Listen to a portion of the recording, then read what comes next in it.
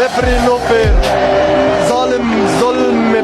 আর্জেন্টিনার দালাল ওরা, রেফারি একটা জালিম। পবিত্র কোরআনের আয়াত হাসবুনাল্লাহু ওয়া নিমাল ওয়াকিল, হাসবুল্লাহ ওয়া নি'মাল ওয়াকিল, অর্থাৎ আল্লাহই আমাদের জন্য যথেষ্ট আর তিনি সর্বোত্তম কর্মবিধায়ক। কতটা কষ্ট পেলে এমনটা বলতে পারেন মিশরের ফুটবলার মোস্তফা জিকো। তিনি আরো বলেন, আমাদের পুরো জাতির স্বপ্ন নষ্ট করেছে রেফারি। আর্জেন্টিনার দালাল ওরা, রেফারি একটা দেশের পুরো পরিশ্রমকে এক নিমিষেই নষ্ট করে দিলেন। ম্যাচের শুরু থেকেই তিনি আমাদের বিরুদ্ধে কাজ করেছেন।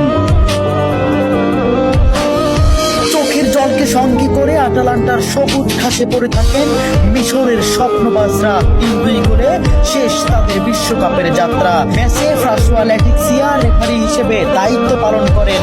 মিশরের একটি গোল বাতিলের পাশাপাশি ম্যাচের শেষ মুহূর্তে মোহাম্মদ সালার একটি ট্যাকেলও এড়িয়ে যান তিনি। দেখার প্রয়োজনও করেননি VAR, জানিয়ে রীতিমতো তুলপাড় ফুটবল বিশ্ব। ওই কাউন্টার অ্যাটাকে গোল করে আর্জেন্টিনাকে এগিয়ে দেন অ্যাঞ্জো। শেষ পর্যন্ত মিশর হৃদয় ভাঙ্গা হারকে সঙ্গী করে মাঠ ছাড়ে।